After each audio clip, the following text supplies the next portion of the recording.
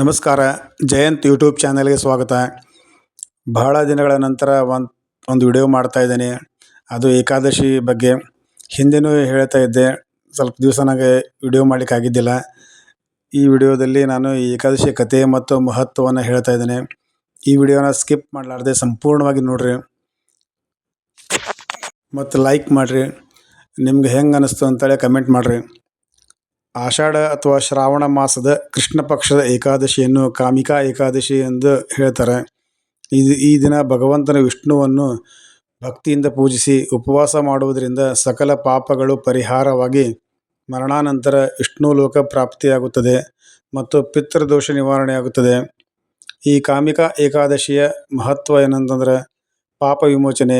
ಈ ವ್ರತವನ್ನು ಆಚರಿಸುವುದರಿಂದ ಅಥವಾ ಇದರ ಕಥೆಯನ್ನು ಶ್ರವಣ ಮಾಡುವುದರಿಂದ ಅಶ್ವಮೇಧ ಫಲ ಸಿಗ್ತದೆ ಹಾಗೂ ಬ್ರಹ್ಮ ಹತ್ಯೆಯಂತಹ ಮಹಾಪಾಪಗಳು ಸಹ ನಾಶವಾಗ್ತವೆ.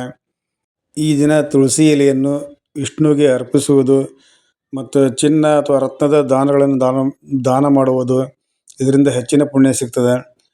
ಈ ದಿನ ವಿಷ್ಣು ದೇವಾಲಯದಲ್ಲಿ ತುಪ್ಪದ ದೀಪ ಹಚ್ಚುವುದರಿಂದ ಪಿತೃಗಳು ಮುಕ್ತಿಯನ್ನು ಪಡೆಯುತ್ತಾರೆ ಹಾಗೂ ಭಕ್ತರಿಗೆ ಯಮರಾಜನ ಭಯ ಇರುವುದಿಲ್ಲ. ಇನ್ನು ಈ ಕಾಮಿಕಾ ಏಕಾದಶಿಯ ವ್ರತದ ಕಥೆಯನ್ನು ಹೇಳ್ತಾ ಇದ್ದೇನೆ. ಪುರಾಣಗಳ ಪ್ರಕಾರ ಬ್ರಹ್ಮದೇವನು ದೇವರ್ಷಿ ನಾರದರಿಗೆ ಈ ವ್ರತದ ಮಹತ್ವವನ್ನು ವಿವರಿಸಿದ್ದಾನೆ. ಹಿಂದೊಮ್ಮೆ ಒಂದು ಸುಂದರವಾದ ಗ್ರಾಮದಲ್ಲಿ ಒಬ್ಬ ಗರ್ವಿಷ್ಠ ಠಾಕೂರನಿದ್ದನು. ಆ ವ್ಯಕ್ತಿಗೆ ಕೋಪ ಹೆಚ್ಚು. ಒಮ್ಮೆ ಜಗಳವಾಗಿ ಬ್ರಾಹ್ಮಣನೊಬ್ಬನ ಸಾವಿಗೆ ಆ ಠಾಕೂರನೇ ಕಾರಣನಾದ. ತನ್ನಿಂದಾದ ಬ್ರಾಹ್ಮಣ ಹತ್ಯೆಯ ಮಹಾಪಾಪದ ಬಗ್ಗೆ ಆತನಿಗೆ ತೀವ್ರ ಪಶ್ಚಾತ್ತಾಪವಾಯಿತು. ಪಾಪ ಪರಿಹಾರಕ್ಕೆ ಆತ ದಾರಿ ಇಲ್ಲದೆ ಪರಿತಪಿಸುತ್ತಿದ್ದಾಗ ಋಷಿಯೊಬ್ಬರ ಸಲಹೆಯಂತೆ ಆಷಾಢ ಶ್ರಾವಣ ಪಕ್ಷದ ಕೃಷ್ಣ ಪಕ್ಷದ ಕಾಮಿಕಾ ಏಕಾದಶಿ ವ್ರತವನ್ನು ಆಚರಿಸಿ ಪೂರ್ಣ ಮನಸ್ಸಿನಿಂದ ಶ್ರೀ ಹರಿಯ ವಿಷ್ಣುವನ್ನು ಪೂಜಿಸಿದನು. ಆರಾಧನೆಯ ರಾತ್ರಿ ದೇವರ ಸನ್ನಿಧಿಯಲ್ಲಿ ಜಾಗರಣೆ ಮಾಡಿ ಪಶ್ಚಾತ್ತಾಪ ಪಟ್ಟಾಗ ಸ್ವತಃ ಭಗವಾನ್ ವಿಷ್ಣು ಪ್ರತ್ಯಕ್ಷನಾಗಿ ಆತನ ಪಾಪಗಳನ್ನು ಕ್ಷಮಿಸಿ ಮುಕ್ತಿ ಕರುಣಿಸಿದನು. ಅಂದಿನಿಂದ ಈ ವ್ರತವು ಭಕ್ತರ ಇಷ್ಟಾರ್ಥಗಳನ್ನು ಈಡೇರಿಸುವ ಕಾಮಿಕಾ ಏಕಾದಶಿ ಎಂದೇ ಪ್ರಸಿದ್ಧವಾಗಿದೆ. ಇದು ಕಾಮಿಕಾ ಏಕಾದಶಿಯ ಕಥೆ ಮತ್ತು ಮಹತ್ವ ಆಗಿತ್ತು. ಇನ್ನು ಏಕಾದಶಿ ಆಚರಿಸೋ ದಿನಾಂಕ ಯಾವುದಂದರೆ ಭಾನುವಾರ ದಿವಸ 9ನೇ ತಾರೀಕಿಗೆ ಬರ್ತದೆ. ಈ ಏಕಾದಶಿಯನ್ನು ಅವತ್ತು ಆಚರಿಸಿ ಮಾರನೇ ದಿನ ದ್ವಾದಶಿಯನ್ನು ಆಚರಣೆ ಮಾಡ್ತಾರೆ.